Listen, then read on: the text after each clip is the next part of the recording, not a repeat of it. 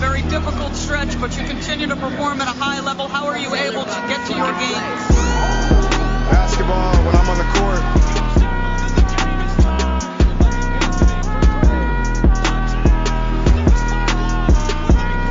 Rebecca, in the future, when you interview me, can you please take off your damn heels? He said, I'll present you, provided you let me wear your heels. We'll save that for later.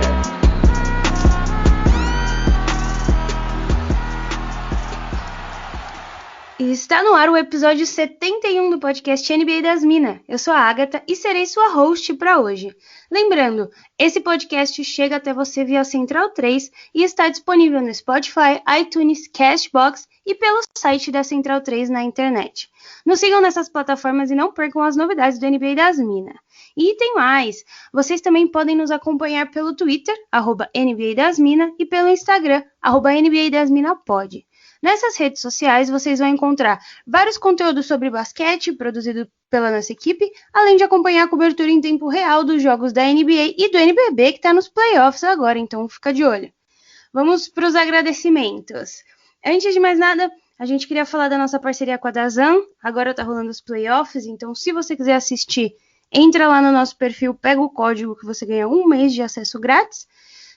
Também tem o Área das Minas, nossa parceria com a Área Restritiva todas as quintas-feiras, 9h30. Também tá muito bacana, vale a pena assistir os que já aconteceram. E não esqueçam de utilizar o nosso cupom de desconto do NBA das Minas para comprar sua jersey, que você tá namorando aí há muito tempo, lá no Monza Imports, @ImportsMonza no Twitter. Antes da gente apresentar o convidado, eu vou apresentar a minha colega que tá gravando aqui comigo hoje. Oi, Paola, tudo bom? Oi, Agatha, oi, Gui, tudo bem? Então, para quem não me ouviu ainda, eu sou a Paola. É o segundo podcast que eu tô participando. Eu tô muito feliz que o segundo é com o Gui. A gente tava aqui falando com ele que a gente vai, no final, prensar um pouco ele contra a parede com os palpites que ele fez aí da NBA. Todo mundo erra, mas ele errou bastante. Então, tô muito feliz de estar aqui e acho que vai ser bem legal o papo. Pois é, você já deu o spoiler, né, Paula, como sempre, e hoje o nosso convidado é inclusive um dos meus jogadores favoritos, o Guilherme Giovannoni, 40 anos agora, né, Gui, já aposentado, você começou sua carreira profissional lá em 97, hoje a gente vai falar um pouquinho mais de tudo isso, mas antes da gente entrar em detalhes, seja bem-vindo ao NBA das Minas, Gui. Oi, Agatha, oi, Paola. Tudo bem, espero que estejam todas bem aí, que a família esteja saudável. Obrigado pelo convite, para mim é um prazer enorme estar aqui com vocês. Podemos falar de basquete, é sempre um prazer muito grande, né? Então, a gente sabe o quanto é difícil a gente manter esses perfis de basquete, tanto no Twitter, no Instagram, com podcast, né? Mas a gente vê que todo mundo que faz com paixão e com vocês não é diferente, né? Então, por isso que é sempre muito gostoso falar com quem faz esse trabalho minucioso aqui falando de basquete. Muito obrigada pelos elogios, Gui. Mas vamos começar lá do início, vamos em ordem cronológica, porque você é natural de Piracicaba, né? O início da sua jornada profissional foi lá no Pinheiros em 97, com a camisa 20, inclusive, mas antes disso, antes de você ser um jogador profissional, você cresceu na cidade do basquete feminino, praticamente, né? Numa equipe que tinha Magic Paula, Branca, Ruth, Janete, Vânia, ainda Maria Helena de técnica. E eu queria saber, assim, como foi para você crescer nesse ambiente do basquete feminino também, né? E como foi chegar até lá o Pinheiros em 97? Bom, é claro que eu dei uma sorte danada, né, de nascer em Piracicaba e poder acompanhar todas essas feras que você acabou de falar aqui, né? A gente realmente, o meu pai, como ele jogou um pouquinho de basquete quando ele era bem jovem, até os 20 anos, ele jogou no 15 de Piracicaba, então ele sempre incentivou nós aos esportes. Meu pai e minha mãe nos incentivaram aos esportes. Mas é claro que a hora que a gente chegou no basquete, né, teve vamos dizer assim, uma leve orientação, né? E claro que ele levava a gente no ginásio lá para ver os jogaços que tinha lá ano era BCN, ano era Unimap, que era o patrocinador, né? Que a gente ia jogar sempre contra Sorocaba. Eu falo a gente porque eu era o torcedor, né? Então, o Sorocaba que era ou patrocinado pela Minercal, ou era Leite Nestlé, Leite Moça, que era o time da Hortência. Basicamente isso, tá? Então, não importa o nome dos patrocinadores, importa o nome das jogadoras. E, poxa, pra gente era realmente um privilégio assisti-las ali, né? E lógico que fez com que eu me apaixonasse pela modalidade, né? E hoje eu sou, assim, eu confesso que eu tenho muita sorte, porque hoje quando eu encontro com a Paula, às vezes que eu encontro com a Maria Helena, com a Heleninha, né? Não são muitas vezes, mas às vezes acontece, né? Lógico, isso antes da pandemia, depois ficou um pouco mais difícil. Nossa, e ser assim, cumprimentar, conversar com elas, bater papo, eu acho que elas não têm nem ideia, assim, do quanto eu era fã delas, né? E assim, eu converso normalmente com elas, mas para mim é uma alegria enorme estar ao lado dessas feras do nosso basquete feminino, nosso basquete nacional, na verdade, né? Então, assim, eu me considero muito privilegiado nesse sentido, né? E aí, claro, comecei ali em Piracicaba, depois eu passei um aninho em Rio Claro também, onde eu viajava todo dia para ir treinar, né? Rio Claro do ladinho de Piracicaba. E aí apareceu a oportunidade de eu ir para o Pinheiros, com 14 anos de idade ainda, né? E foi quando eu fui morar em São Paulo. Eu vim morar em São Paulo, né? Hoje eu estou em São Paulo. E aí sim, eu comecei a ter minhas primeiras oportunidades, né? Jogando, lógico, categoria de base. Mas daí, né, já no segundo ano da categoria de base, eu não jogava só uma categoria, já me permitia jogar mais de uma categoria. Então eu jogava na minha, que era 16 anos, na de 17 anos e na de 19 anos. Né? E aí foi aparecendo a oportunidade. No ano seguinte, sim, daí já apareceu a primeira chance no time principal do Pinheiros. Né? Eu tinha com 16 anos ainda, era o ano que eu fazia 17, mas ainda estava com 16, que foi bem no comecinho do ano, em janeiro. E aí foi com aquele medo, aquela ansiedade, aquela loucura de um garoto de 16 anos, treinar 2 dias com o adulto e começar o primeiro jogo como titular ainda, quem não acreditava, né? A gente teve um problema de muitos jogadores lesionados no time, e foi quando apareceu a minha primeira oportunidade na equipe adulta. É engraçado você falando dessa história, que eu vi você falando numa entrevista que você estava ouvindo assim a escalação, de repente, né, o quarto, chega o quinto nome é o seu, você faz uma cara de surpresa. Eu imagino, assim, 16 anos você escuta isso, e você tem várias histórias de base, né, inclusive um fato que não sei se todo mundo sabe, você foi selecionado para jogar no time mundo, né, no Nike Cup Summit em 99, então você tinha uns 19 anos, e você jogou a Summer League pelos Cavs, né, em 2004. Então, como é que foi essa experiência? Porque acaba te dando muita visibilidade internacional. E como você fala, né? Você era muito jovem, não devia estar se sentindo muito preparado para isso. Como é que foi para você? Assim, porque eu não treinava com o time principal ainda, né? Eu ficava ali, eu ficava guardando o caixão, né? Que nem a gente falava no interior, né? Ou das antigas. Então, o time adulto estava treinando, eu ficava ali assistindo. Não importa que eu já estava o dia inteiro no clube, que no dia seguinte de manhã eu tinha aula. Eu estava ali, porque se aparecesse alguma oportunidade, sei lá, faltou um jogador para treinar, eu estava ali, e já tinha acontecido, né? Eu com 15 anos de idade, uma vez eu fui treinar com adulto, porque eu ficava nessa de guardar caixão lá assistindo o treino, faltou um, o técnico olhou, vem, você aí mesmo. E aí eu fui, né? E aí, na verdade, eu não treinava com o time, aí aconteceram essas lesões, aí o técnico me chamou, né? Não foi um dia exclusivo que eu estava assistindo o treino, ele me chamou, lógico, me avisou antes, falou, vem treinar aí que a gente tá com alguns jogadores machucados, que era o Vagnão, né? O técnico Wagner Stefani, e eu fui, mas assim, né? Aí me falaram, provavelmente você vai trocar no jogo, né? Toda aquela preparação. E eu, beleza. Só que nessa preleção que você fala, ele chega e fala, olha, pela situação de emergência que a gente está vivendo, a gente vai começar com os garotos hoje. Só que para mim os garotos eram os caras de 18 e 19, não eu de 16, né? Porque você tinha o Danilo Padovani que estava na minha frente, você tinha o Breno, meu irmão estava na minha frente, você tinha... eu não vou lembrar todos aqui, né? Meu irmão estava até machucado na época, era um dos que estavam machucados. E aí eu falei, beleza, vai começar com esses caras aí, imagina, eu treinei 2 dias com os caras, vai começar comigo?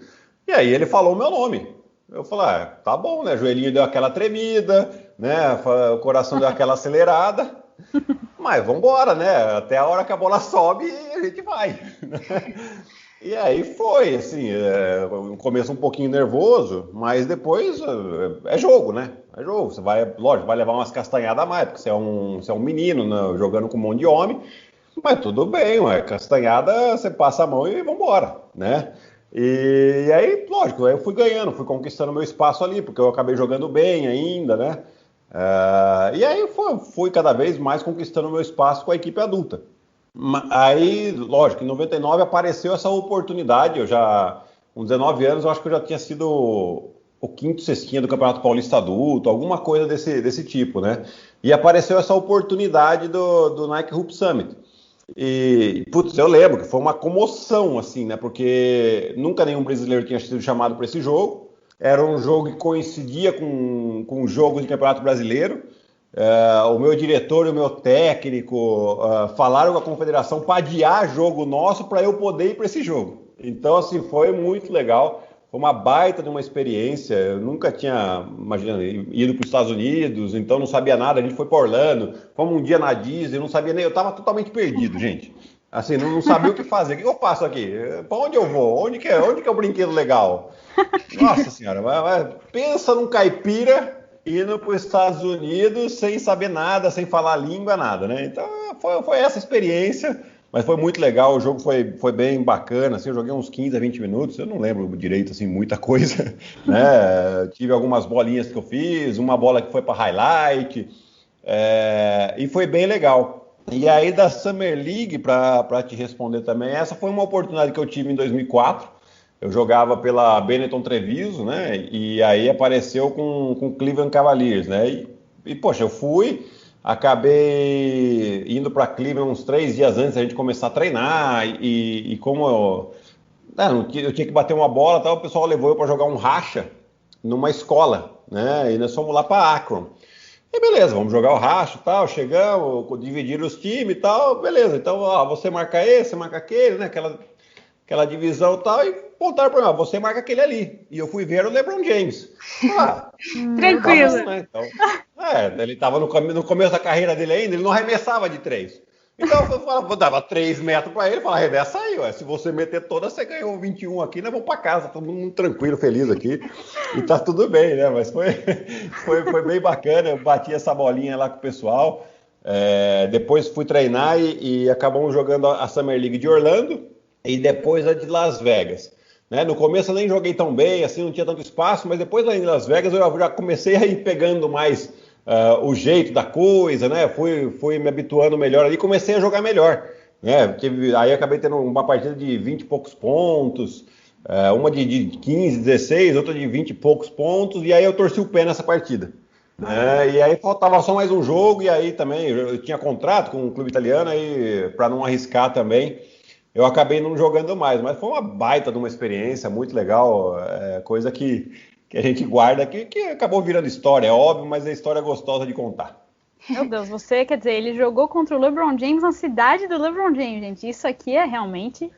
Pois essa é pra poucos, né, Gui? Teve a seleção de 92 que pegou o Dream Team, pode falar que jogou contra aquele time maravilhoso, mas não pode falar que jogou com o LeBron e Akron. Isso daí é só pra você. Pois é. Não, foi legal, foi divertido.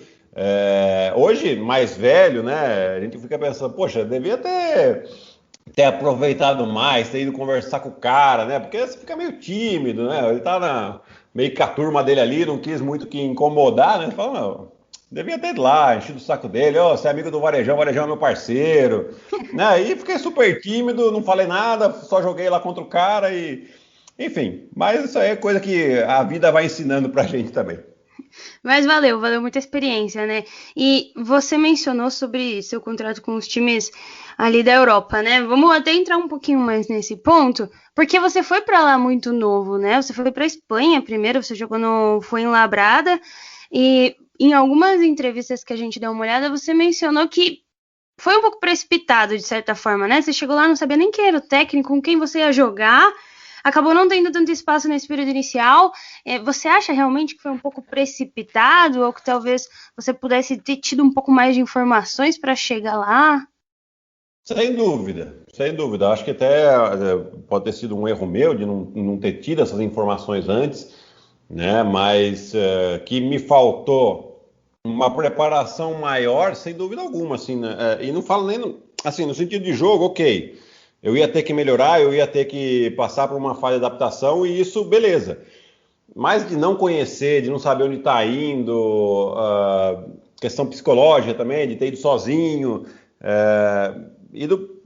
enfim, enfrentei uma situação em que eu não estava preparado, né? Tanto é que depois, daí eu acabei ficando quase 2 anos na Espanha, voltei para o Brasil, fiquei 8 meses aqui e apareceu uma outra oportunidade para ir para a Itália. E aí sim eu já me sentia muito mais preparado, porque eu já sabia mais ou menos onde eu ia, né? Já tinha uma ideia melhor. Fui inclusive com um contrato de 3 anos com a Benetton Treviso, sabendo que no primeiro ano eu ia ser emprestado para um time menor, que jogava inclusive a segunda divisão lá, né? Mas a segunda divisão é bastante forte, né? Se você pegar na Espanha, se você pegar na Itália, né? Então me ajudou muito nesse período de adaptação à Itália. Tanto que o meu primeiro ano foi super bom, apesar do nosso time não ter ido bem, né? Mas individualmente foi muito bom, que no outro ano eu já fui direto jogar na Benetton Treviso, né? Então foi um período difícil, né? A gente, óbvio, não tinha o acesso à informação que a gente tem hoje, né? Seria muito mais fácil ter tudo isso, né? Ter ido fazer alguns camps antes para conhecer, sabe? Para ir molhando o pezinho, que nem a gente fala, no mundo dos investimentos, que hoje eu falo bastante também, a gente fala, vamos molhar o pezinho aqui um pouquinho nesse investimento aqui. A mesma coisa eu deveria ter feito naquela época, quando eu fui para a Espanha. Você falou muito em várias entrevistas sobre essa questão de você ter ido direto para a primeira divisão, não ter se sentido preparado, ter ficado um pouco abalado, e que você via, né, por exemplo, alguns argentinos indo direto assim para a segunda divisão, terceira divisão, e que isso foi muito benéfico para eles. Então, você acabou indo para um time da segunda divisão na Itália, você depois acabou perdendo um pouco de espaço na Summer League, aí você foi para a Ucrânia, Kiev. Lá você chegou no Final Four, nas semifinais, né, da FIBA Euro Challenge, ou Euro Cup. Perdeu para o Badalona, né, que tinha um time que tinha o Marcelinho Huertas, o Ricky Rubio, né? E aí... Isso. A gente faz a pesquisa, né? A gente não, é isso mesmo. Tinha o Rudy Fernandes também nesse time. Era um timaço deles, né?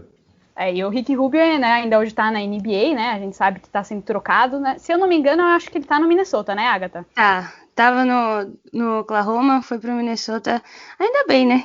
Eu não tô reclamando. Ai, Agatha. E aí no campeonato ucraniano também foi bem, a gente acabou, né? A gente vai se incluir aqui como vice-campeão. Então, a sua volta... a gente tem que se incluir, né? Conquista brasileira. Claro, pô. E aí essa volta para a Itália, ela provavelmente foi o melhor time, sua melhor fase lá fora. Você chegou a jogar no Bolonha, que era o time do Manu Ginóbili, né? O grande Manu Ginóbili, alguns anos antes. Era um timaço. Então, conta aí pra gente como é que foi assim essa passagem gloriosa sua no campeonato italiano, na Itália. Como é que foi? Foi demais, né? Eu, assim, a Itália, eu tenho um carinho muito grande, né? Eu morei mais de 7 anos lá. Uma vontade de... eu tava programando de eu viajar para lá para visitar no ano passado, né? Aí já viu, né? Agora tem que esperar mais um pouquinho para fazer essa visita, mas... Só um pouquinho. Só um pouquinho. Mas Bolonha, mora no meu coração porque foi assim, o time em que eu mais me identifiquei, né? Acabei ficando 3 anos com eles, com a Virtus. O primeiro ano nosso era um time montado para chegar nos playoffs, para ir até chegar entre os 8, né? E o nosso time deu uma liga tão grande que a gente foi muito bem. A gente chegou até a final do Campeonato Italiano. Jogamos final da Copa Itália, final do Campeonato Italiano. E também chegamos no Final Four da FIBA Cup, perdendo também na semifinal. E depois ali eu renovei meu contrato e a gente teve mais 2 grandes anos que em 2009 a gente finalmente conseguiu ser campeão da FIBA Cup. E nesses últimos 2 anos eu acabei que eu era o capitão do time. Então tem uma relação muito, muito intensa ali entre eu e a Virtus, né? E infelizmente a crise de 2009 ali fez com que a gente separasse os caminhos, né? Mas ainda eu guardo um carinho muito grande por essa equipe italiana, por todas que eu passei, é óbvio, tá? Mas a Virtus realmente fica no coração, hein? A Virtus que é um timaço, né? Depois que você saiu, teve até o Mirotic, teve um monte de jogador incrível. Mas depois dessa passagem aí pela Europa, eu vou chegar na parte que pra mim é muito legal, porque eu lembro desde criança de jogos da seleção, de jogos da Liga de Basquete Nacional, e eu lembro especialmente quando meu tio chegou no Pinheiros, e era nesse período aí, 2009, 2010, nessa época em que o Brasília estava detonando tudo. E foi quando eu escolhi meu time. Eu torcia pelo Brasília e minha família toda ficava falando: você não vai torcer pelo time do seu tio e tudo mais? E eu, não. Eu quero torcer pro time do Alex, pro time do Guilherme, pro time do Nezinho. Eu amava ver o Nezinho jogar também. E a galera, quando o Nezinho chega num estádio que não é, num ginásio que não é do time dele, todo mundo grita e xinga o Nezinho. E eu amava esse ambiente do Brasília. Você veio pra cá na temporada 2009-2010, vocês já ganharam o campeonato, né? Ganharam 3 anos seguidos, 2009, 2010, 2011, aquela final incrível contra o São José, ganharam a Sul-Americana de basquete, e como eu falei, né, era um time maravilhoso, saudades, inclusive. Nesse período, você chegou a ser MVP do NBB, você foi MVP das finais também, MVP da Liga Sul-Americana. Você acha que essa foi a sua melhor fase como atleta, Gui, e que esse é o time, a equipe mais sólida que você teve como jogador? Eu acho que esse time e o time de Bolonha também. A Virtus Bolonha era um time em que, além de eu ter jogado muito bem, né, a gente era muito sólida também, né? Uma história fantástica. A Virtus Bolonha hoje, se você pegar o time que eles têm hoje, também está brigando pelo campeonato italiano de novo, depois de muito tempo, né? Eu acho que a última vez que eles brigaram pelo campeonato foi com a gente, quando a gente chegou na final. Depois não teve mais um período de sucesso. E hoje eles têm no time lá o técnico, o Djordjevic, eles têm o Bellinelli, eles têm o Teodosic como armador, né? E mais algumas estrelas lá que eu não vou lembrar de todas, mas principalmente que a gente pode conhecer, que são esses dois que passaram pela NBA. E agora, Agatha, eu vou dar a minha gafe aqui. Quem é o seu tio? César Guidetti. Então tá explicado. Então tá bom. Então pronto. Falei, nossa, gente, eu joguei um monte de vezes e aí eu não tô sabendo aqui, né? Deixa eu perguntar, né? Não, vamos assumir tranquilo. o erro.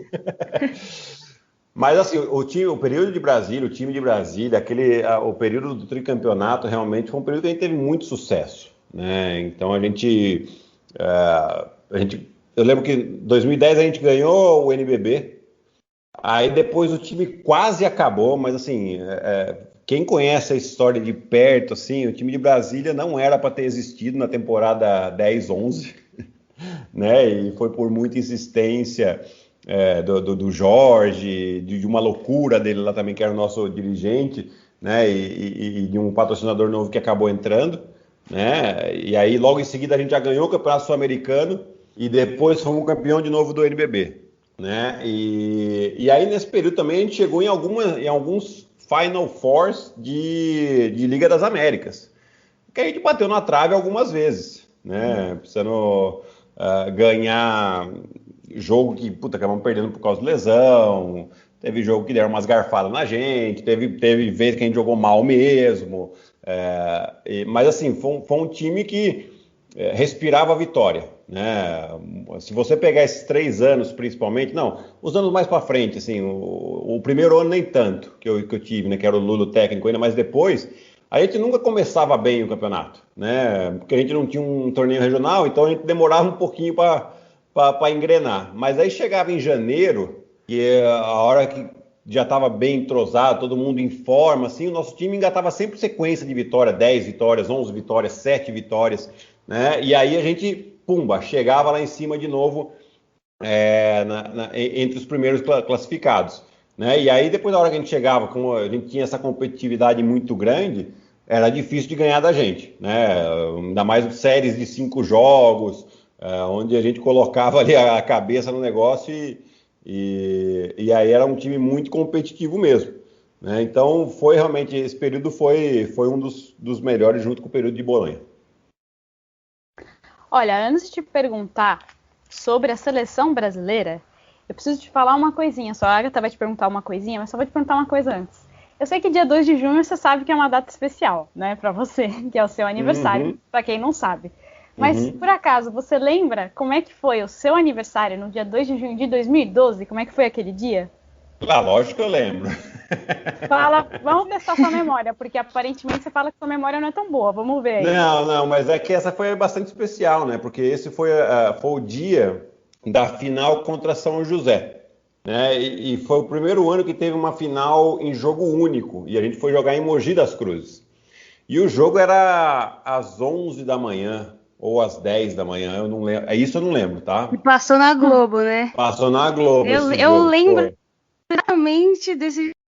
E aí, o que aconteceu? A gente, antes de ir pro jogo, a gente tomou café da manhã no hotel. A gente ficou no hotel ali que hoje é um Clube Med, mas tinha um outro nome, hotel que eu não vou lembrar agora. E aí, antes de sair pro hotel, o pessoal trouxe um bolo. A gente cantou parabéns, comeu um pedaço de bolo e fomos pro Olha jogo. só. Meu Deus. E aí a gente tava ligadaço. A gente tava ligadaço no jogo, né? A gente chegou, eu lembro, a gente chegou em Mogi, acho que era quarta-feira, a gente ficou 3 dias lá de concentrados, né? Treinamos na cidade. Eu lembro que o Zé Vidal marcou um treino na sexta à noite para quem quisesse arremessar, né? E eu falei, não, o que eu tinha que fazer eu já fiz. Se eu não me preparei até aqui, não vai ser esse arremesso não vai ser esse treino de arremesso que vai me deixar preparado, né? E beleza, eu preferi ficar no hotel. E aí no dia seguinte a gente jogou super bem, a equipe toda muito concentrada. O plano de jogo que a gente decidiu junto com o Vidal ali, a gente seguiu à risca. E a gente conseguiu neutralizar bem o jogo de pick and roll do Fulvio e do Murilo, né, que era a principal arma do São José, assim como tirar os principais arremessos do Jefferson e do Dedé, né? Eram esses 4 que pontuavam mais no ataque, assim, né? Então, estrategicamente, a gente tinha perdido os 2 jogos para São José naquela temporada, né? E o dia de volta e tal. E aí, na final, a gente conseguiu jogar muito bem. Aproveitamos do fato de que a gente era bicampeão, então estava mais tranquilo para jogar uma final, né? E São José sentiu um pouquinho também, né? E aí foi onde a gente farejou. A gente fareja a debilidade do adversário e aí que a gente vai para cima, né? Eu acho que o atleta tem muito disso também. Pois é, então a gente descobriu que o segredo foi o bolo, então, né, Agatha? Pois é, 26 pontos. Se você quer ser o cestinha da partida, o craque do jogo, 26 pontos como um bolo antes de entrar na quadra. É isso que está faltando para Kelly Oubre Jr. Vi um bolo lá para São Francisco. Vamos ver se ajuda o homem. Mas, Gui, vou fazer uma pergunta assim, ainda dessa parte de Brasília.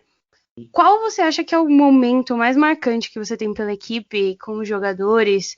Qual, assim, você diria que é o dia mais feliz como um jogador de Brasília, talvez? Olha, teve esse dia, do dia 2 de junho de 2012, mas teve também quando a gente conquistou o NBB jogando em Brasília, porque aconteceu uma única vez, que foi contra a Franca no jogo 4. Esse foi um momento especial, porque a gente jogou no Nilson Nelson, o Nilson Nelson cabia umas 15 mil pessoas. A boca pequena, né, a conversa paralela, fala que tinha umas 18 mil lá, né? Isso a gente nunca vai conseguir comprovar, né? O certo é que está no borderô lá, que devia ser umas 15 mil pessoas. Mas estava realmente lotado o ginásio. Era um jogo decisivo pra gente, né? Se a gente perdesse aquele jogo, a gente tinha que voltar para Franca e decidir em Franca. A gente tinha aberto 2-0 na série. Perdemos o terceiro jogo em Franca no finalzinho, também na prorrogação.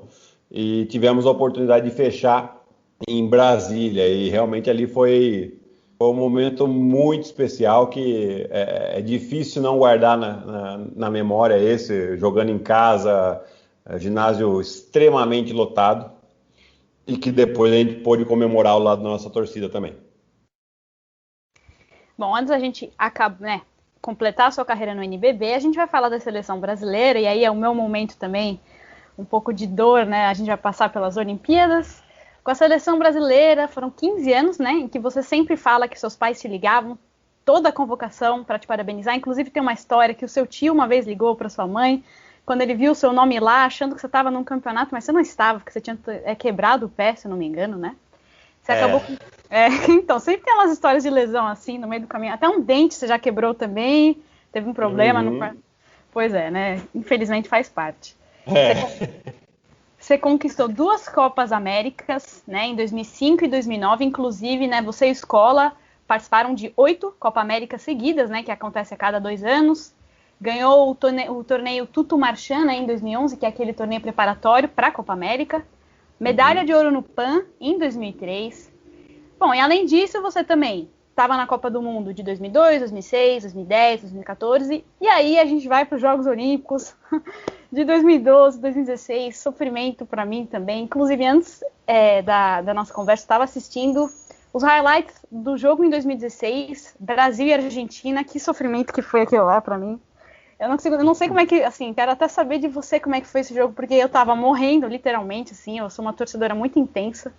E aí, vendo os highlights, gente, é sério, assim, eu grito, eu levanto, eu não fico sentada.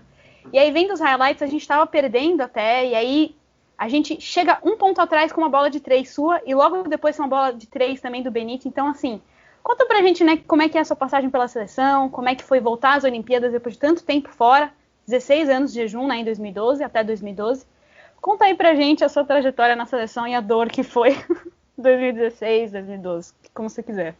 Olha, a trajetória ela é muito feliz, né? Porque, claro, se eu contar, de seleção adulta foram 16 anos, de 2001 a 2016. Depois, se eu somar a categoria de base, a gente começa em 95, então já são aí 22 anos praticamente, né? Então, desde 95 que eu venho nessa rotina de ficar 1 mês e meio por ano enfiado no hotel treinando com a seleção. Então, é claro que é muito satisfatório tá jogando com a seleção todo esse tempo, né? Mas assim, o jogar com a seleção ele acaba sendo muito... Não é ingrata a palavra, é difícil porque assim, uma coisa é você jogar num time e desenvolver o trabalho durante uma temporada, muitas vezes, que nem em Brasília, nós ficamos basicamente o mesmo time por 5 anos, e aí você consegue ter todo um entrosamento. Na seleção isso não acontece, né? E aí você pega torneios como Mundial, como Seleção, em que são jogos eliminatórios. Então, assim, é um dia ruim que você não consegue... como se diz, ganhar do cara e você tá fora, né? E isso quer dizer que é um time ruim? Não. Isso quer dizer que é um time de perdedores? Também não, né? Mas a gente aqui no Brasil acaba dando uma importância gigantesca para essa questão da seleção, né? Inclusive tem gente que fala que o basquete só vai desenvolver melhor quando a seleção for bem, mas aí é impossível, né? Porque é uma conta que não fecha. Como é que você quer que a seleção vá bem se você não desenvolve o esporte? Mas para você desenvolver o esporte, você precisa que a seleção vá bem? Isso, para mim, não faz sentido nenhum, né? O pessoal fala, mas se a seleção não vai bem, é difícil conseguir patrocínio. Não, é difícil conseguir patrocínio porque o país não é desenhado, não é planejado para que as empresas patrocinem o esporte. A gente não tem uma cultura esportiva aqui, né? Então não tem a ver com a seleção. Uma coisa, outra coisa, né? Mas é claro que jogar pela seleção sempre me trouxe experiências maravilhosas. Vocês mesmos falaram, 4 mundiais, 2 Olimpíadas, 8 Copa Américas consecutivas, né? Só 2 jogadores na história fizeram isso, que é eu e o Escola. Então, assim, muita coisa boa. Tem essa história do pé quebrado, que é ótima também, né? Porque eu estava no Mundial Juvenil em Portugal e eu deveria... e dali eu ia direto para o Pan-Americano de Winnipeg, com a seleção adulta, né? Que ia ser a minha primeira convocação para a seleção adulta. Só que 2 dias antes do Mundial, eu pisei no pé acho que é Dario Saric. Não, o Saric é o que está jogando agora na NBA, não é? O Saric tá agora no Suns. Era um pivôzão de 2,12 metros que eu não vou lembrar o nome dele agora aqui. 2,12 metros, ele jogou no Chicago Bulls. Eu não vou lembrar o nome dele. Enfim, eu pisei no pé dele na primeira bola de um jogo amistoso 2 dias antes da gente começar o Mundial e torci o pé. E o pé ficou enorme. Aí beleza, ainda fiz lá a botinha, acabei jogando 3 jogos do jeito que dava, manco total. E aí eu cheguei no Brasil, fui ver, o pé tava quebrado, não tava nem torcido, né? Então eu tive que ficar de gesso e tal. Só que aí eu tava de gesso na casa dos meus pais, lá em Piracicaba, assistindo essa final de Winnipeg, a gente ganhou, beleza. Tô vendo ali assim, aparece o meu nome. E aí tocou o telefone realmente da minha mãe. Era meu tio, falou, o Gui tá lá? Minha mãe falou, não, o Gui tá aqui. Mas tô vendo o nome dele aqui. Mas não foi, tá com o pé engessado. E essa que é a história engraçada da seleção, né? Você tem um monte de história, né, gente? Então, você imagina 22 anos aí de seleção, quanta história a gente não tem. Mas a questão da Olimpíada ali, da seleção, é muito dolorido, né? Porque aquela vitória contra a Argentina nos daria a vaga nas quartas de final e que a gente ia jogar contra a Austrália. Que a gente já tinha jogado um amistoso e tinha encaixado o jogo contra eles. Lógico que não queria dizer nada, mas, poxa vida, nas quartas de final contra um time que você já tinha jogado, já conhecia e tal, e dava pra gente sonhar um pouquinho mais. E ali a gente ficou a uma faltinha de não passar, né? Que dor. Foram 2 prorrogações, gente. Eu não aguentei aquele jogo. Nossa, sofrimento. 2012 também eu acho que foi um pouco sofrido, porque a gente fez uma campanha muito boa na fase de grupos, né? A gente ficou em segundo lugar, com uma derrota só contra a Rússia. A gente ficou na frente da Espanha, inclusive, na frente da Austrália. A China não estava bem essa Olimpíada. E aí a gente entra na fase mata-mata e pega de novo a Argentina, né? Como sempre, o Carrasco. Essa época o Manhano era o técnico, né? A gente tinha um técnico argentino, o Larry Taylor estava nesse time, tinha você, o Marcelinho, o Raul, o Alex Huertas, Leandrinho, Varejão, Nenê, Splitter. Cada nome que a gente lê aqui dá mais dor de lembrar que não deu para passar dessa fase, né? Você acha que 2012, assim, era o ano que vocês tinham mais chance de conseguir uma medalha, assim, desses últimos? Eu acho que sim, era o time, pelo fato de que ali em 2012 estava todo mundo ainda no melhor da forma, né? Em 2016 a gente teve uma boa oportunidade sim, mas se você pegar, o time era basicamente o mesmo, 4 anos mais velho. Eu já estava com 36, o Alex com 36, o Marcelinho Machado com 33, o Marcelinho Machado nem foi, o Marcelinho Huertas com 33, quem mais? O Splitter não foi. O Splitter não foi por causa de lesão, o Varejão não foi por causa de lesão, né? O Nenê com 34, o Leandrinho com 34, então assim, a gente estava todo mundo muito bem, sim, é verdade, mas não era mais o nosso melhor. E como time a gente tinha treinado bem, jogado bem, a gente fez algumas partidas ótimas. A gente, lógico, sofreu na estreia de 2016 por estar jogando em casa. Eu costumo falar, o primeiro torneio oficial de seleção brasileira adulta que eu fui jogar em casa foi as Olimpíadas do Rio. Nunca tinha jogado um torneio oficial assim de grande porte no Brasil, né? Não é que nem hoje que a gente tem as janelas, né? A gente nunca teve janela para jogar em casa. Então, a gente acabou sofrendo, que os caras abriram 30 pontos e a gente foi recuperar ainda, só faltou um pouquinho. Não deu, mas a gente recuperou o jogo.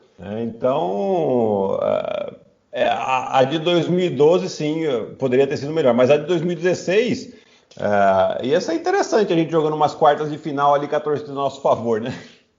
Nossa, a torcida tava louca, vendo os highlights do jogo contra a Argentina, meu Deus do céu, eu fiquei arrepiada, cara, que ainda mais em pandemia, né, que a gente não sabe mais o que é ter aglomeração, nossa, seria incrível mesmo. Fica naquela coisa de e se, mas acho que é muito interessante você comentar como a nossa cultura esportiva no Brasil é muito errada, foca muito em título e esquece muito o passado, né, não tem memória dos grandes campeões do passado, então eu acho que é muito que nem você falou, não é só pelo título e pela seleção principal que você realmente tem sucesso no esporte, né?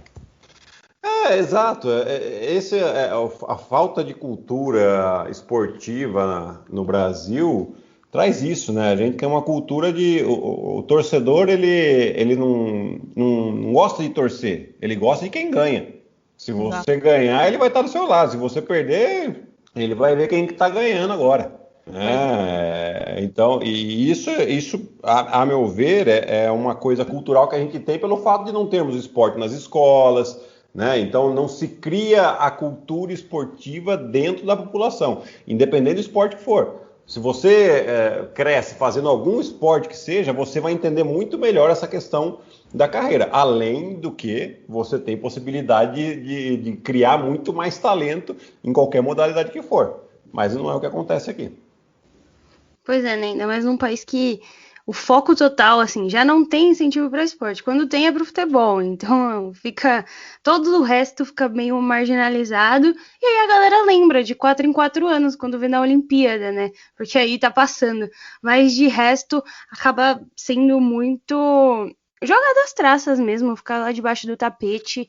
E só quem gosta que vai atrás, né? Se a gente parar para pensar também, minuciosamente no futebol, nem o futebol tem essa estrutura toda. É porque o futebol muitas vezes é via de escape para uma população que não tem outra oportunidade.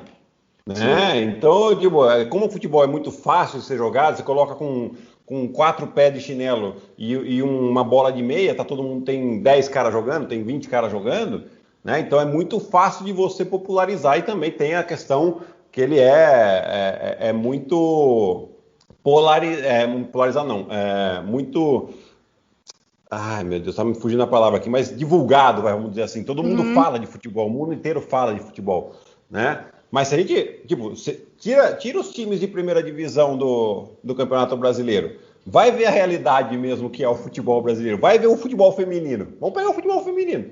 Vamos ver qual que é a realidade mesmo. Cadê essa estrutura toda? Não tem, porque ali a nata, a gente é acostumado a ver a nata ali, e isso que acontece, né? Infelizmente. Pois é, e o que rola nos grandes campeonatos a gente já sabe, né? Já virou um lobby ali, né? Quase que uma máfia de quem tá lá dentro entra, onde estão os grandes patrocínios, mas não sai muito disso, não existe um investimento, como você falou, né, Gui, na base. Acho que depois a gente vai falar de NBA, mas quando a gente compara a estrutura esportiva dos Estados Unidos, né, a forma como os jogadores entram nos times, não só da NBA, mas da NFL, da MLB, o jeito que todo mundo tem uma oportunidade de entrar num time e como o campeonato ele é democratizado porque os piores times pegam os melhores jogadores que estão por vir e faz o campeonato sempre ser competitivo para todo mundo. Eu vi até uma galera comparando a NBA com a Superliga, que não tem nada a ver, né? A gente até fez um episódio sobre isso lá no Basquete FM, mas é muito discrepante a diferença que a gente tem hoje daqui no investimento. Quem faz o trabalho de base hoje são projetos sociais, são ONGs, né? A gente tem, pelo menos aqui onde eu moro, na ABC, a gente teve muito tempo o projeto da Janete, e então não tem um incentivo por parte do governo mesmo nesse sentido. Mas voltando um pouquinho pro NBB, depois a gente entra nesses pormenores. Depois que você saiu do Brasília, você jogou uma edição lá no Vasco, né? Você conquistou a Copa Avianca, teve uma média de 11 pontos aí por jogo. E depois você foi pro Corinthians. Foi seu destino final. Lá vocês foram até as quartas de final, se eu não me engano, dos playoffs, né? Também média de 12 pontos.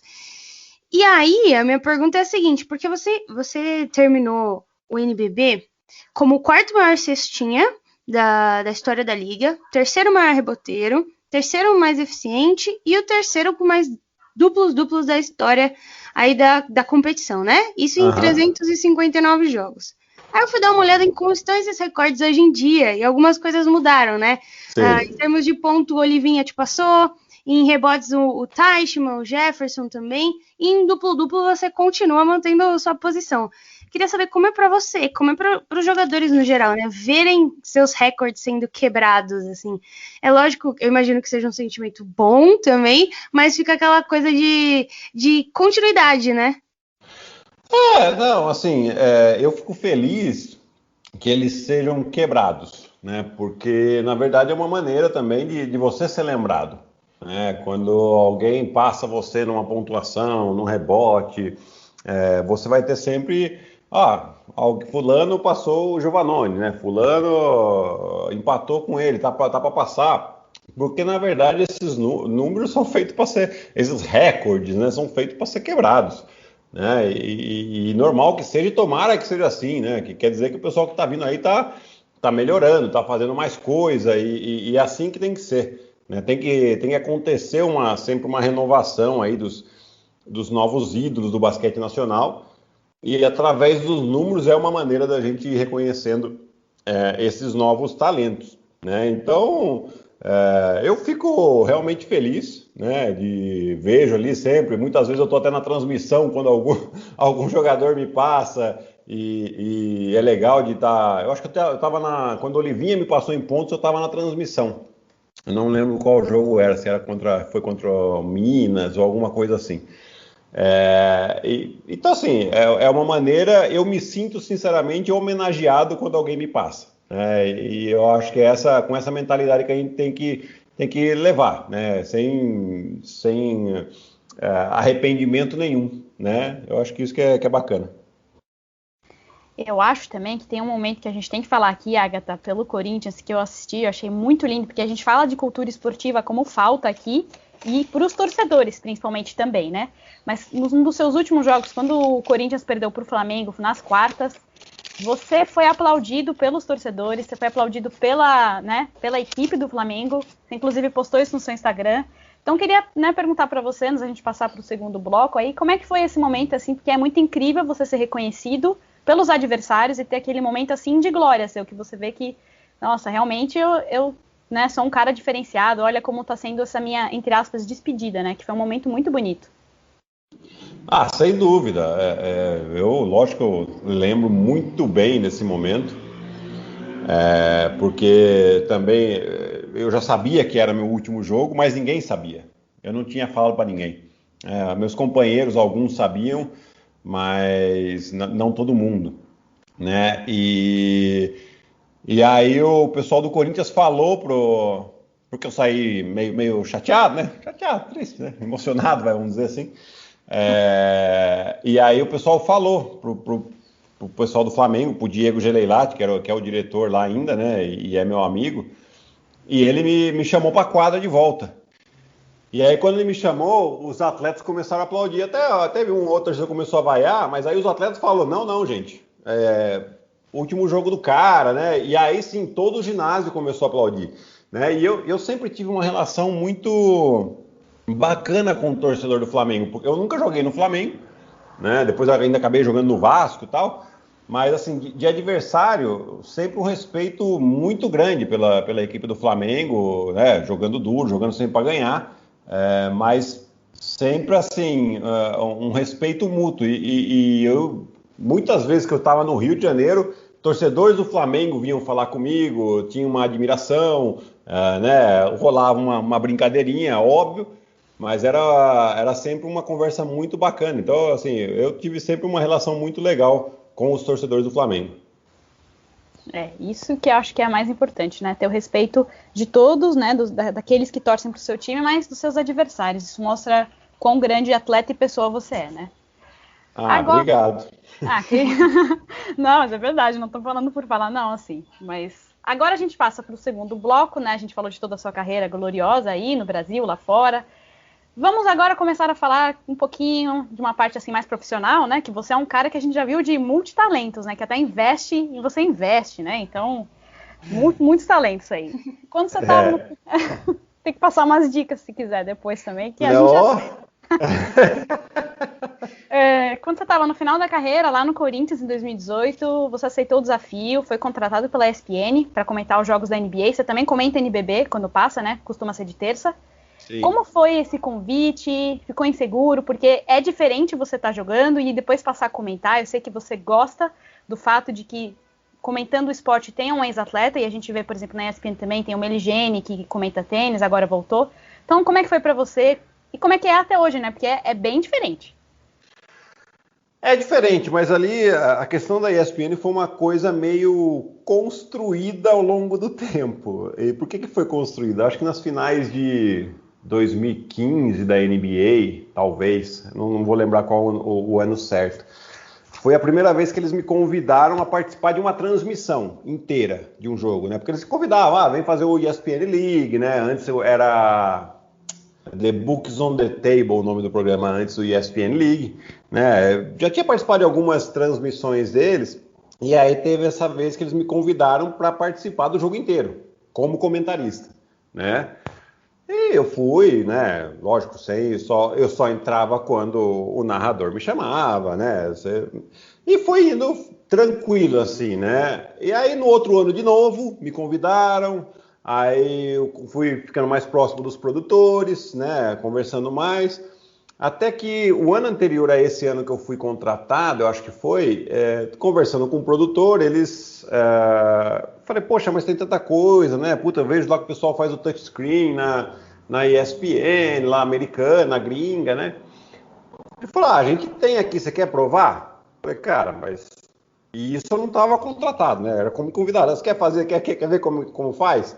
Eu falei, vocês me ensinando a mexer no negócio, eu topo, vambora, vamos ver o que acontece, né? Tá bom, então separa a jogada que você quer falar e depois chega uma hora antes da transmissão da próxima vez que você for convidado, que a gente organiza.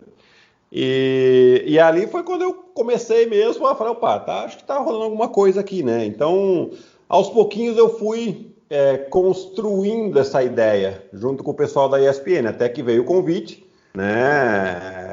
Eu ainda estava no Corinthians, o Corinthians sabia que tinha essa possibilidade, então é uma coisa muito bem organizada entre a gente, porque a prioridade era o Corinthians e eu não ia nunca deixar ter conflito de agenda, né? Então se eu tinha jogo, eu não ia para comentar jogo da ESPN na véspera, né? E aí aos pouquinhos foi indo, e depois, claro, uma vez dentro da TV, nada como a prática, né? Então comecei fazendo, acho que era 2 jogos por mês, um jogo por mês, né? E depois sempre com mais um comentarista. Aí foi melhorando, eles já começaram a colocar eu sozinho mesmo e foi indo. Aí a hora que acabou a temporada para mim, estava começando os playoffs da NBA, eu comecei a fazer cada vez mais jogo, passei por uma fonoaudiólogo também, né? Então você faz toda uma preparação até você chegar o melhor possível na posição de comentarista. Inclusive, pode falar, perdão. Eu preciso só falar uma coisa aqui, porque eu vou revelar pra você, Gui, eu sou torcedora do Lakers, né? Uhum. Na temporada passada, na final, tava todo mundo, né, no Twitter o tempo todo, porque não tem nem como sair de casa e tudo. E aí você fez um touchscreen de uma das jogadas preferidas minhas de todo o tempo, que é aquela bola do Anthony Davis, que eu lembro que você explicou bonitinho assim a marcação você lembra? Sim. A marcação do Plumlee em cima dele, que aí ele ficou perdido. Nossa, então assim, né? Pra quem não vê, não acompanha as explicações do Gui, que são muito boas, e pra mim ficou marcado, nunca vou esquecer daquilo, que, né, gente, aquela jogada... Desculpa, a Agatha odeia o meu time, né? Mas eu precisava falar. Não, veja bem, não odeio o seu time. O problema são os fãs, entendeu? Não o time em si. Esse é o problema.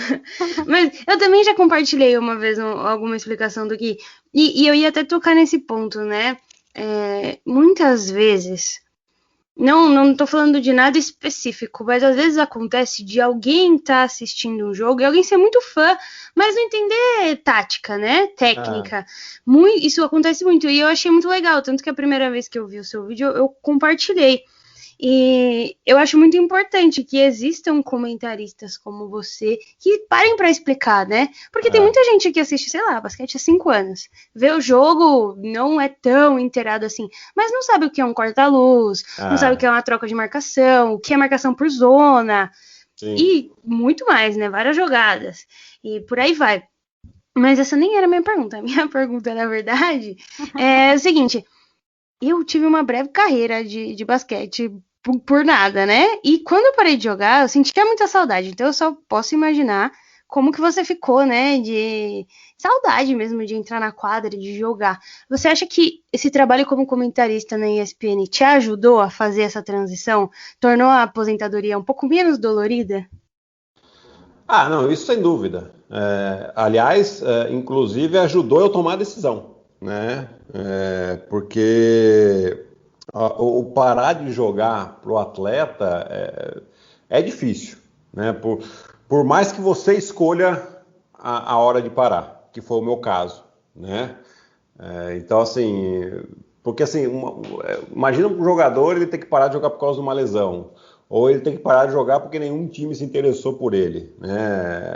Isso, assim, eram duas coisas que eu também não queria para mim, né? Então, eu falei, beleza, eu tive a oportunidade, já tinha, lógico, essa questão da ESPN, já tá dentro da TV também, né? Mas ali na decisão de parar de jogar foi muito tranquila, apesar de que todo mundo acaba sentindo um pouquinho, né? A gente costuma dizer que o atleta tem duas mortes. Uma que é que todo mundo conhece, que vai acontecer com todo mundo, é inevitável, e a outra é quando ele para de jogar, o atleta, né? Então, porque realmente é como se estivesse tirando uma parte dele, porque a gente tem que parar de jogar muito cedo, né? Uma carreira tradicional, você trabalha 40 anos nessa carreira. O atleta, 20 anos. Um cara que vai muito bem, 25, vai.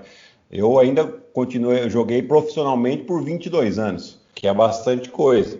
Então, a questão da TV me ajudou bastante, né? Mas hoje eu faço mais coisa além da TV, como a gente estava falando aqui, questão dos investimentos. Hoje eu também ajudo os atletas a cuidarem do próprio dinheiro, né? Então, eu estou trabalhando nesse lado também para conversar com eles, porque é importante, principalmente por causa dessa transição que eu estou falando, né? Porque a gente está falando aqui de uma dificuldade psicológica que um atleta passa quando para de jogar. Se ele está numa situação financeira difícil, isso aí vira uma bola de neve gigantesca. O pessoal pode entrar em depressão, às vezes relacionamento acaba, enfim, acontece de tudo um pouco, né? Então você tem que...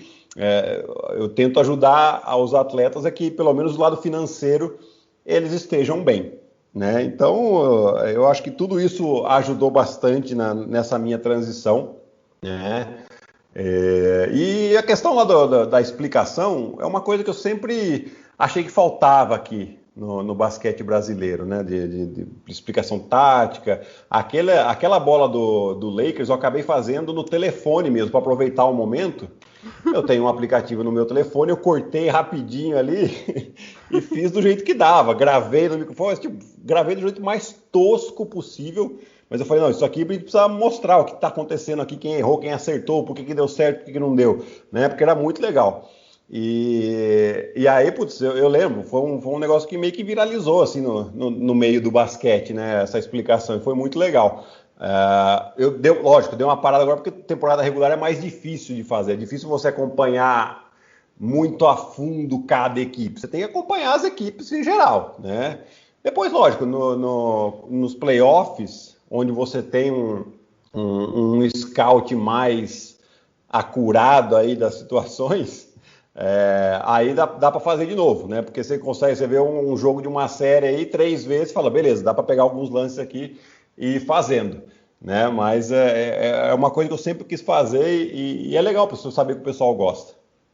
Além desses touchscreens que você faz, né? Que você, inclusive, foi muito certeiro, porque aproveitou todo o hype, que foi um negócio absurdo aquela bola. Você também tem aquelas dicas do Gui, né? Todo jogo antes tem lá, né? Sua fotinho no meio, a fotinho dos dois. Acho muito engraçado. Outro dia, eu não lembro, acho que estava assistindo com a minha mãe e ela não te conhecia, assim, de cara. E aí ela olhou e falou assim, que jogador é esse que tá aqui no meio que eu não conheço? É o comentarista do ESPN, que ele faz esse quadro, que ele explica. Então, acho que fica, que nem a Agatha falou, é muito importante porque ajuda a tornar mais acessível, né? Para as pessoas entenderem as dicas, os pontos essenciais. Acho muito legal, né? Um momento... legal. Isso aí é legal de pessoal... dá para fazer com que quem está acompanhando coloque o foco em algumas coisas. Vamos prestar atenção nisso? Né? E, lógico, tem gente que assiste... né, assiste sem pensar nada, porque gosta do jogo de basquete, gosta de ver cesta e tal, mas tem a galera que curte assim, mais essas partes táticas e às vezes, poxa, que será que o cara tá olhando, né? Às vezes a gente fala, poxa, mas esse cara tá arremessando livre toda hora, por que a defesa não faz nada? Não, porque a estratégia é deixar o cara livre. Porque se você olhar o percentual dele, é baixo. Ah, mas ele meteu 3 bolas. Ué, paciência, você tem que conviver com isso, não dá pra você cobrir tudo, né? Então, assim, é legal fazer essas chaves, porque daí você faz com que o cara que está acompanhando, que está assistindo, ele fala, vamos prestar atenção mais nisso. Então, tipo, assim, não vou falar que sempre, mas quase sempre é mais ou menos aquilo, porque principalmente nesses jogos de pré-temporada, de temporada regular, os times não fazem um scout muito grande para jogar contra ele, ele vai jogando do jeito dele, ele vai ganhando identidade durante a temporada. Né? Então é legal ir passando essas chavezinhas aí para o público acompanhar. Pois é, e você é bom desde sempre, né? Porque jogando lá com o LeBron James, você falou, testa aí de 3, você já sabia, entendeu? Então você já é bom desde sempre. Um visionário. Pois é, visionário. E aí, como é que... ser, né? Eu nunca tive nenhum físico avantajado, eu tinha que pensar para jogar, né? Claro, inclusive... eu falo isso depois, mas bom. Como você vê essa nova geração de jogadores que estão na seleção, tanto na feminina quanto na masculina? A gente sabe que as mulheres, as modalidades femininas são muito sucateadas, são muito preteridas, mesmo sendo no basquete especificamente mais vitoriosas que os homens. Inclusive, as mulheres ganharam o PAN em 2019, pouco se fala disso, e você sempre reforça muito o trabalho de base, a questão dos jovens sempre estarem competindo mais. Então, o que você acha assim, dessa nova geração? Olha, nossa, quando a gente entra em assunto de base, é um senta que lá vem história, porque infelizmente hoje, se eu olhar para a base de hoje, eu começo a ver as coisas, eu te falo assim, sem pestanejar, sem medo de errar, que nós temos os mesmos problemas que a gente tem hoje na nossa base, a gente tinha 30 anos atrás. Que não ter pulverizado o basquete, poderíamos ter mais basquete nas escolas, os técnicos, infelizmente, são pressionados pelos diretores, que são simplesmente uns apaixonados, eles não são diretores de clube profissional, que está pensando no desenvolvimento dos atletas, provavelmente é o pai de algum atleta, algum sócio lá do clube, enfim, que vai lá e fala para o técnico que ele tem que ganhar o sub-13, né? Aí o técnico faz o que for para ganhar menos, desenvolver o atleta, para ele garantir o emprego dele. Né? Isso seja no masculino, seja no feminino. Né? É assim até hoje. Você não tem projeto aqui hoje que fala, esse é um projeto que desenvolve atletas. Não tem, no Brasil não tem. Não vejo. Se alguém souber aí, me manda mensagem lá no Twitter, no Instagram, porque não é isso, né? O pessoal quer ganhar o sub-15, e até os principais clubes aí, eles contam como sucesso de categoria de base título, e não é isso, né? E eu te falo por experiência própria, eu ganhei todos os títulos de categoria de base que você pode imaginar aqui no Brasil, brasileiro, paulista, estadual, melhor jogador, e assim, não foi isso que fez o meu sucesso. O que fez o meu sucesso é que eu ficava o dia inteiro no ginásio treinando. Eu treinava com o time, eu falava pro técnico aí, posso treinar? Também não sei se era o certo isso, tá? Mas assim, eu gostaria de ter tido treinadores que me pegassem assim e falassem, então, vamos aqui, ó, só a mão esquerda, vamos melhorar? Você precisa desenvolver. Mas não vou usar tanto agora. Você não vai usar agora, mas lá pra frente você vai. Então, assim, o problema da nossa base é esse. Depois, é claro, os atletas, aí vai na determinação de cada um, entendeu?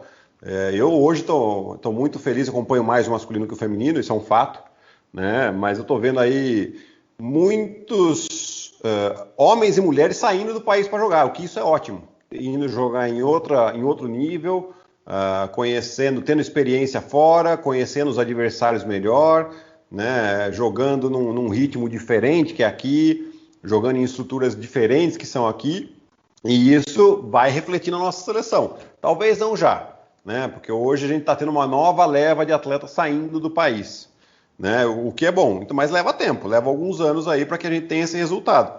Né? A gente está vendo aqui hoje, no masculino pelo menos, né? Então vamos lá, o Benite, o Rafa Luz, o Augusto, que já estão fora há um tempo. Aí agora foi o Léo Mendel, foi o Didi, quem mais que foi? Bom, tem o Raulzinho e o Cristiano na NBA, você tem o Caboclo jogando, agora tendo espaço finalmente e jogando bem na França, né?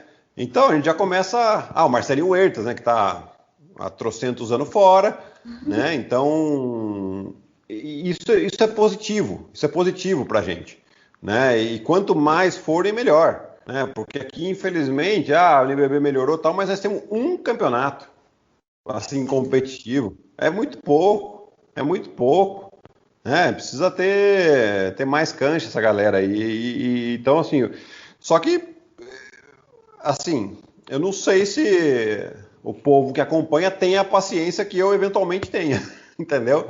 Eu sei que não vai... Torço para que o resultado chegue logo. Isso é óbvio que eu torço.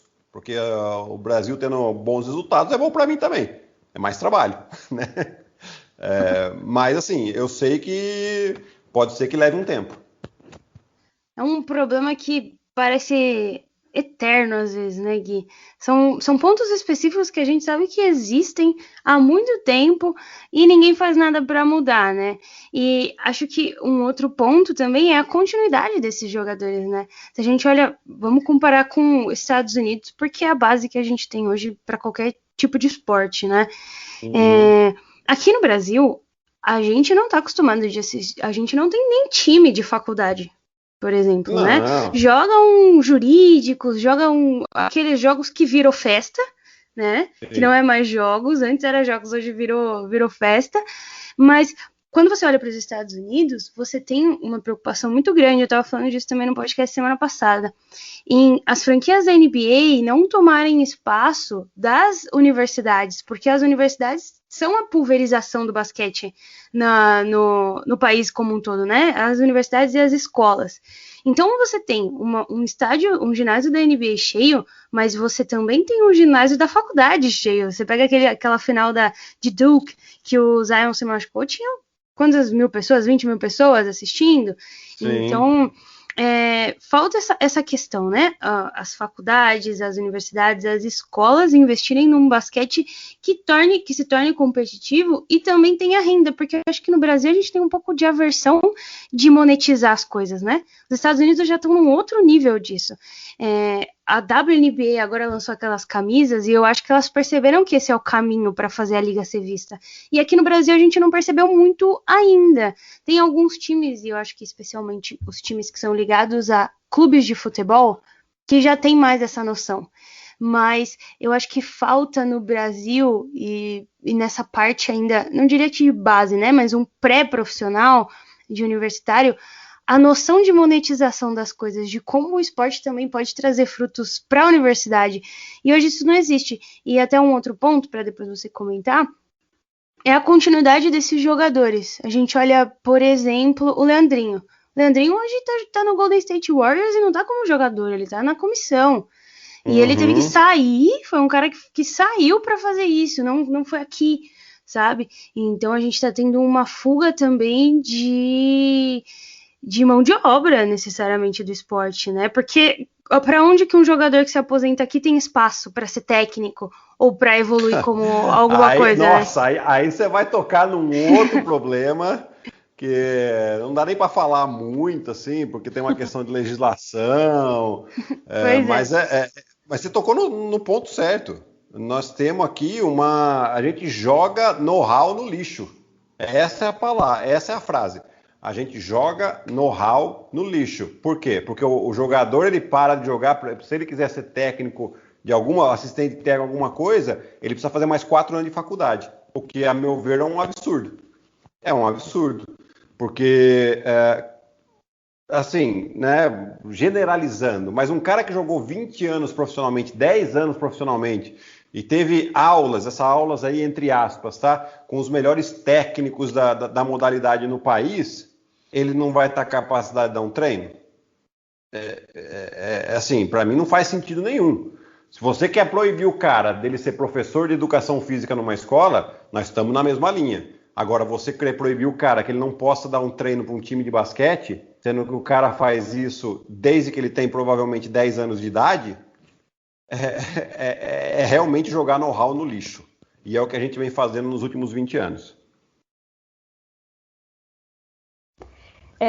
Pois é, porque é muito isso, você fala bastante sobre essa questão da base, dessa questão de ter um técnico formador que ensine os fundamentos do jogo e não só foque em ganhar títulos, que é uma coisa que tanto muitos técnicos quanto nós torcedores... eu não vou me incluir nessa não, dessa vez eu me excluo fora dessa. Muitos torcedores têm essa visão de que só título leva resultado. Mas assim, vocês falaram de jovens, né? Você deve ter acompanhado, pelo menos o Gui Santos, né, também, se vai se eleger, né? Se elegeu para o draft aí em 2021 na ESPN. Sempre falo na ESPN, gente, na NBA. Então, né, talvez assim as coisas estejam mudando, mas vai precisar de muita paciência e é uma coisa que eu acho que não tem. Aqui não tem a paciência, né? Assim, e daí até a questão das faculdades que você falou, né? A gente precisa dar um passinho antes até, né?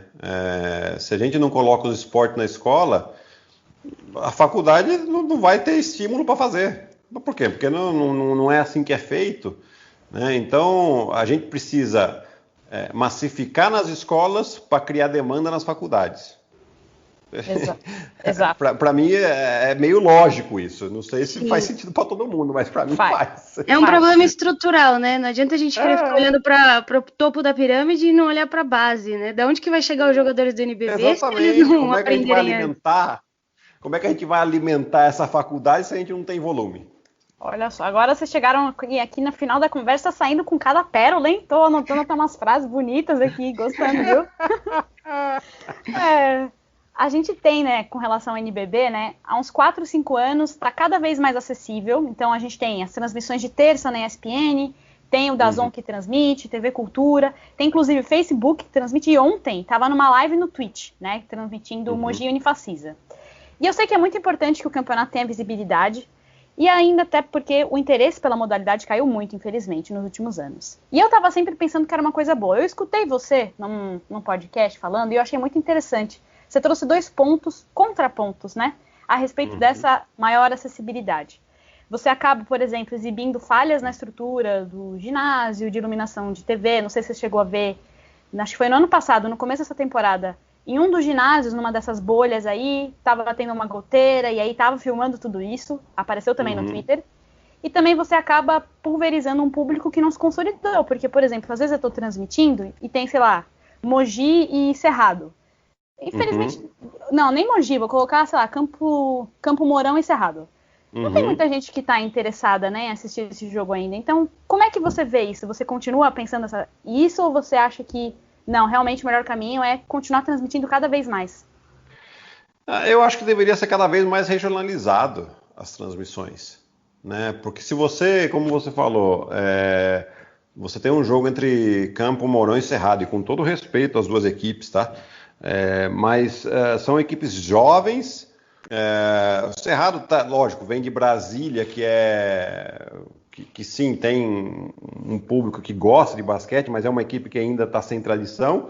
E Campo Mourão é uma cidade do interior do Paraná. Se você coloca isso para uma transmissão nacional, talvez você crie uma expectativa de ter uma audiência que você não vai alcançar, né?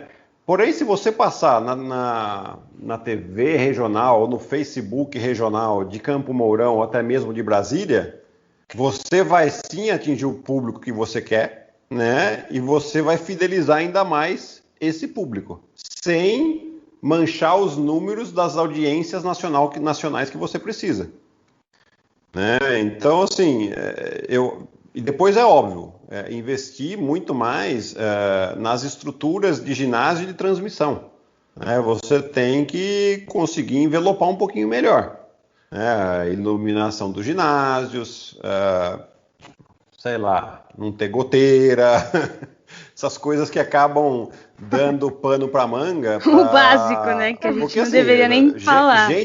Gente para falar mal é o que não falta. Pois é.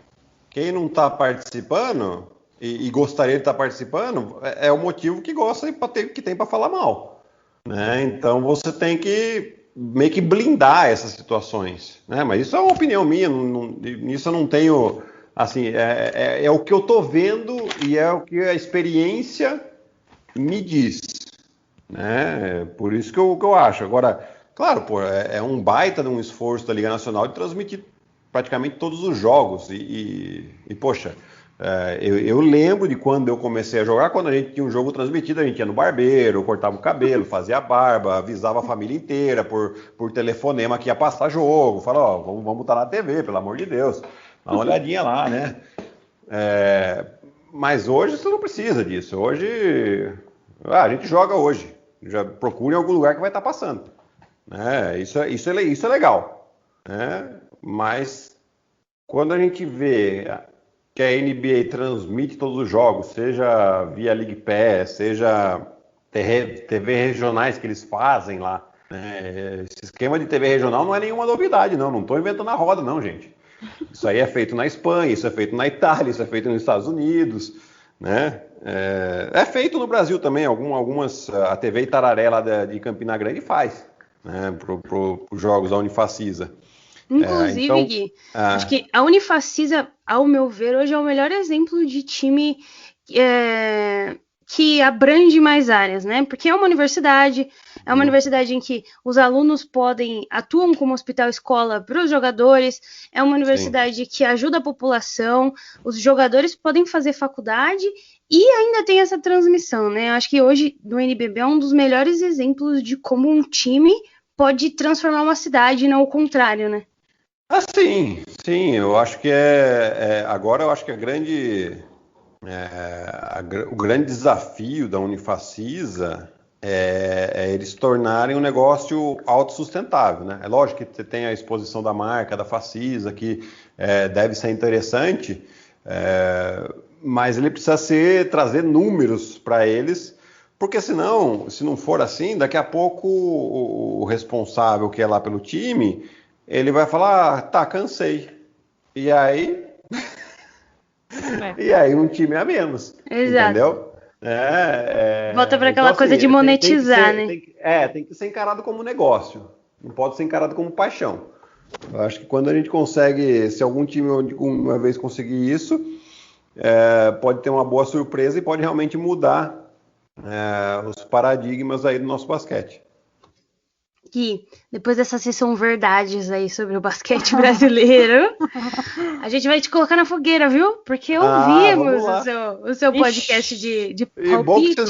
Bom que vocês vão me relembrar. Acho melhor não te relembrar, viu? Melhor não relembrar. Inclusive, você palpitou para o NBA das Minas, que vai ser um episódio muito legal quando a gente rever os palpites, porque eu acho que ninguém acertou nada. É uma tristeza. Eu vou acertar, você vai ver ainda. Mas, começando pelos campeões de conferência e campeão, ainda tá aceitável, Gui. Você apostou em Lakers Nets e campeão Lakers. Você acha que você ainda mantém essa opinião? Isso ainda existe? Tá certo na sua cabeça ou algo mudou um pouquinho aí? Não, eu acho que ainda tá. Assim, lógico que o do Nets ficou mais fácil, né? Porque eles reforçaram muito o time desde então. Pois é. Do Lakers ficou um pouquinho mais difícil, porque é por causa das lesões do Anthony Davis e do LeBron e da questão também dos cruzamentos agora, né? Eles vão ter... É um fato. O LeBron, hoje eu vi aqui a imagem dele correndo e tal. Beleza, mas vamos ver, né? A gente tem que sempre lembrar que, apesar de ele parecer um robô, ele é um ser humano de 36 anos, né? Então ele tem que sempre lembrar isso, lembrar da fisiologia também.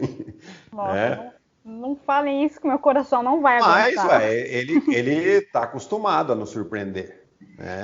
Eu sou contra a final do Lakers ganhar o título, porque eu quero que esse embate aí 17-17 seja definido entre Celtics e Lakers. Então, eu sou a favor de demorar um pouquinho mais. O Celtics tá difícil, tá complicado. Pois é, né? Então, acho que pro Lakers tá um pouquinho mais difícil, mas ainda é possível.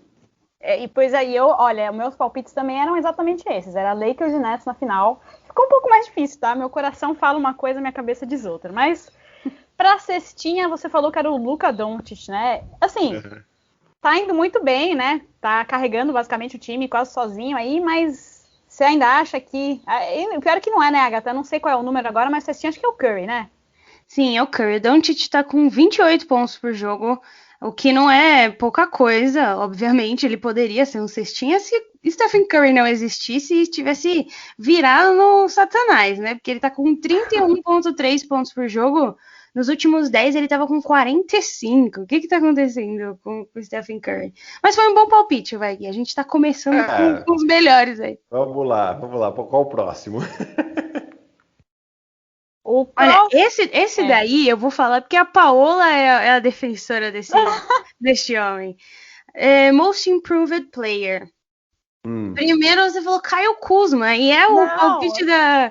Eu tô brincando. É o palpite da Paola. A Paola, ela defende o Caio Kuzma, mas tem uma questão de clubismo, né? E também você mencionou o Kobe White, porque ele tava no seu fantasy. Nenhum dos dois, né, Gui? Não. Kobe White, decepção total. Tá no meu fantasy, no meu palpite. Ele melhorou, vai. Mas não pra Most Improved. E quem que você coloca agora? Olha, pra mim falei bastante na transmissão do final de semana, mas o Julius Randle, eu acho que é um candidato fortíssimo, né? Porque realmente ele mudou de patamar, mudou a carreira dele esse ano.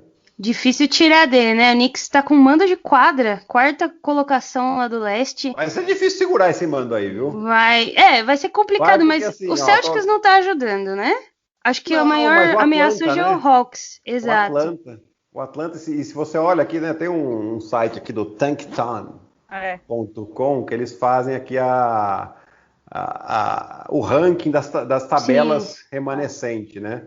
E o Knicks realmente tem uma das tabelas mais difíceis aqui, a 5ª mais difícil, tem que jogar 2 vezes com Phoenix, com Clippers, Denver, né? E o Atlanta, além de estar voando também, é a 8ª mais difícil só. Então, eu acho que tem tudo para devagarzinho eles conquistarem esse 4º lugar aí. Pois é, o Julius Randle que tá com, vou abrir aqui, 24 pontos por jogo, 10 rebotes e 6 assistências, fazendo a escola de Russell Westbrook, né? Vamos ver o que espera na próxima temporada. O Roy colocou o Cole Anthony, que é um excelente rookie, né? Mas acho que não vai pra ele, né, Gui? Eu fui tentar o azarão aí e dei no azarado mesmo. Ele Mas acabou vou falar. se machucando. Você acertou em uma coisa. Quando você falou do Cole Anthony, você falou assim, que o Orlando tá cansado do Fournier, ele vai ser trocado. Isso foi em dezembro, então você meio que acertou, vai. Antes tivesse feito essa troca muito antes e deixasse o moleque jogar, daí a minha chance aumentava. Pois é, olha, aqui para Defensive Player of the Year você deu uma... Bom, vai, não vou falar que foi uma boa porque não tá indo não. Você falou o Bam Adebayo. Então, né? Na verdade, quem apostou, assim, nos jogadores e nos times que chegaram às finais de conferência no passado, tá todo mundo pagando um precinho aí, né? Pois é, sim. Porque o Lakers foi o único que começou bem, mas acabou pagando o preço nas lesões. E os outros times todos derraparam demais no início da temporada. Agatha? Próximo, oi, eu tinha assumido novamente o meu microfone. Pois é. Mas enfim, 6º homem do ano, você colocou Carmelo Anthony. Sim. E aí? Mas assim... Aproveita e já fala do Blazers, que tá uma caída horrorosa. Fora Terry Stotts. Eu já tô na campanha fora Terry Stotts. Olha só. Porque o time tem potencial enorme, esse time. Gente, pega jogador por jogador. Não, juro por Deus. E agora aí nos últimos 8 jogos, 7 derrotas. Você tá de sacanagem. Não, tchau. Terry Stotts. Saiu da zona de classificação, né, Gui? Entrou pro play-in, trocou o Gary Trent Jr., que pra mim foi a pior troca da trade deadline. E tá nessa, né? Eles perderam 4 jogos pela diferença de 1 ponto. Nos últimos 5, a diferença era de 6 pontos no total dos jogos. É um time que tá pecando muito no clutch time. E é o que você falou. Você menciona Terry Stotts e você disse que ele seria o técnico do ano, Guilherme. Eu esperava, né? Mas agora eu já quero que ele perca emprego logo. Mas, né? Mas é muito, muito ruim, assim, a temporada do Portland, principalmente agora, nesse momento aqui depois das trocas, né? Em um certo momento você acha que eles vão brigar para ficar entre os 4 da Conferência Oeste, e aí vem esse calo de rendimento péssimo, né? Assim, precisava de jogador de defesa, chegou o Robert Covington, você tinha o Rodney Hood também, que depois foi trocado, o Gary Trent Jr., um baita jogador de defesa também, foi trocado. Quem mais que tem? Eu tô esquecendo de gente aqui, mas assim, tem o Anthony Simmons, que é um ótimo jovem jogador, e depois você tem as estrelas, meu. Assim, realmente, eu vejo com muito bons olhos esse time. Eu falo assim, lógico, fora Terry Stotts, porque eu gostaria de ver esse time, por exemplo, na mão de um Nick Nurse da vida. Você imagina esse time com o Nick Nurse. Aonde que não chega? Enfim, eu acho que o Terry Stotts já deu para ele ali.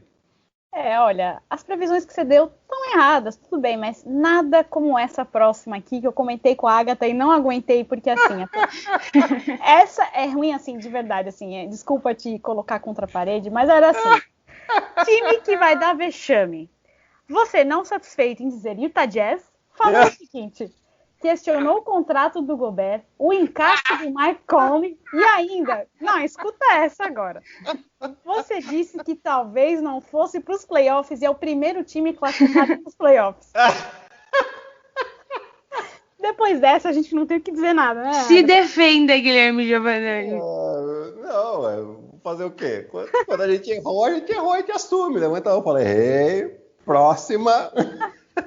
Triplo erro. É que eu peguei o exemplo do ano passado, né? Que, ganhando uma série de 3-1, o Mike Conley não tinha dado encaixe, o Gobert, geralmente, o contrato do Gobert eu ainda acho que é um pouco exagerado, mas tudo bem, vai. Querem dar, quer pagar. Não por causa dele, mas hoje em dia, um pivô para ganhar o que ele está ganhando, você tem que ter um potencial ofensivo muito maior. Mas eu errei, gente. Tá errado. Mas a pior foi a de que talvez não fosse para os playoffs. Essa aqui foi a que mais doeu para mim. Mas olha a Conferência Oeste, gente. Você pega elas... o Pelicans troca de técnico, traz um técnico mais defensivo. O Houston em último. Não, o Houston tinha um bom time, gente. No início da temporada, você pega o time do Houston, era um bom time. Mas daí tem tanta confusão, aí chega um momento que eles desistem da temporada, né? Mas era um bom time. O próprio Minnesota, né? Você tem bons valores ali e aqui eu já falo na temporada que vem eu quero ver esse time do Minnesota, porque agora que mudou de técnico, eles estão jogando melhor. Eles ganharam do Utah Jazz. Duas vezes. Então pronto. Pois é. Mas, no fim das contas, acho que foi meio a meio, vai. 50% aí os palpites. Gentil, hein, Agatha? A Agatha tá me protegendo, ela tá me protegendo. Porque depois a gente vai fazer um episódio revendo aquele lá dos palpites. E aí a gente vai acabar com todo mundo, porque quase todo mundo errou. Não vai ter jeito. E Gui, pra finalizar aqui, reta final, essa parte é bem rapidinha. É um bate-bola, tá? Vão ser 7 perguntinhas. A gente faz a pergunta, você responde a primeira coisa que vem na sua cabeça. Beleza? Meu Deus do céu, que medo. Vai, vamos.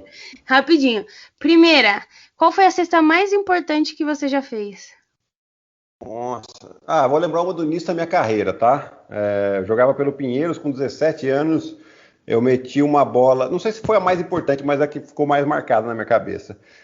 Eu meti a bola lá em Bauru, que a gente ganhou o jogo e a gente classificou para o Campeonato Brasileiro, que naquela época você tinha que classificar através do Paulista. Boa. E o jogador favorito?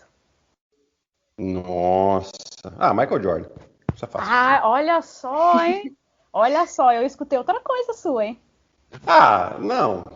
De que eu joguei contra, tem um monte, assim, do Bodiroga, eu amo o Bodiroga, o Aquinho Olajuwon. Isso, mas Michael Jordan não dá, né? E o melhor jogador com quem você já jogou? Nossa, gente, isso aí tensa. Essa é tensa. Eu acho que foi o Travis Best. armador que ele jogou, até ontem eu estava vendo aqui um clássico, Lakers e Indiana Pacers, jogo 1 da final do ano 2000. Ele era o armador reserva do Indiana Pacers, que entrava no lugar do Mark Jackson. Boa. E ele jogou comigo na Virtus Bolonha. E o momento mais marcante pela seleção? Classificação para as Olimpíadas, 2011. Boa. Eu não tinha colocado essa aqui, mas eu quero saber, qual é o seu time da NBA, Gui? Eu não tenho um time, tá? Eu simpatizo por 2, mas é porque eu gosto das cidades. Um é bem triste, tá? Um é bem assim, que é o Orlando Magic. Ai. E o outro tá deixando a gente sonhar. O outro tá deixando a gente sonhar, que é o New York Knicks. Bom. Boas escolhas. Uma para sorrir e outra para sofrer. Na verdade, ultimamente as duas para sofrer, né? Pois é. Pois é. E o campeão do NBB? Esse ano? É. Flamengo. Também. Da NBA? Brooklyn. Não. Triste. Bom, né? É muito talento, gente. É difícil. Nossa. Mas já dizem que defesa ganha campeonato, hein? Defesa ganha campeonato. Eu vou segurar mas mesmo assim eles melhoraram. Eles não são tão toscos assim defensivamente. É que se você pegar só os números de cesta que eles tomam, às vezes eles são mentirosos em relação à defesa. Né? Porque eles jogam muito acelerado, então é lógico que o outro time vai fazer mais ponto também. Né? Não estou falando que eles têm uma defesa maravilhosa, não primorosa, mas com uma defesa decente, sem ser excelente, com o ataque que eles têm, eu acho que pode ser suficiente. É aquilo, né? Eles têm um volume ofensivo tão grande que às vezes deixa passar algumas coisas, porque sabem que vão fazer mais pontos do que tomar, né? Mas assim, louco. Na hora que James Harden, Kevin Durant quiserem marcar, eles vão, né? 30 jogos fora, onde ele entra no segundo quarto e faz 30 pontos como se estivesse andando no parque. Não dá. Mas sabe o que acalma o meu coração, Gui? Que você errou tantos palpites, principalmente com o Utah Jazz, que se você falou que é Nets, então não vai dar Nets. Tô feliz. Ali, ano passado eu falei que ia ser o Clippers. Olha só. Então, aí ó, que ótimo. Essa daí é a maldição. No dia que acontecer... Que horror. Não. E eu sinto que tem chance o Clippers esse ano mais do que ano passado. Para finalizar, um sonho do basquete que você ainda não realizou. Olha, eu gostaria de fazer uma transmissão de final de NBA em loco. Isso eu gostaria. Que top. Vamos ver se vai acontecer, né? Vai. Vai acontecer. Assim que o mundo voltar a ser mundo, as coisas ficarão mais fáceis. Não, mas não é só isso, né? Depende também da TV, enfim. Vamos ver, tomara que dê certo. O outro é um spoilerzinho, mas assim, eu gostaria de ter meu time aí, mas não tá difícil de acontecer. Sim, vamos montar o time, investir, fazer uma base aí. Exatamente. Uma dinastia. Quem sabe daqui uns 10 anos. Gui, muito obrigada por dispor do seu tempo, a gente sabe que é super corrido e a gente tá muito feliz que você participou aqui do NBA das Minas. Como fãs, como pessoas que gostam de basquete, o bate-papo foi muito legal. Vou terminar aqui fazendo um apelo. ESPN, mande o Gui cobrir em loco as finais, viu? Faça esse favor. Reitero o apelo. Tomara que aconteça. Né? Eu só tenho a agradecer a vocês. Você vê que quando o papo é bom, ele passa rápido. Nós estamos aqui há 1h30 conversando e passou num instantinho. Né? Então, bate-papo gostoso mesmo, leve e como eu te falei no início, né? Gosto de falar de basquete, então se deixar aqui eu fico falando por 3 horas seguidas.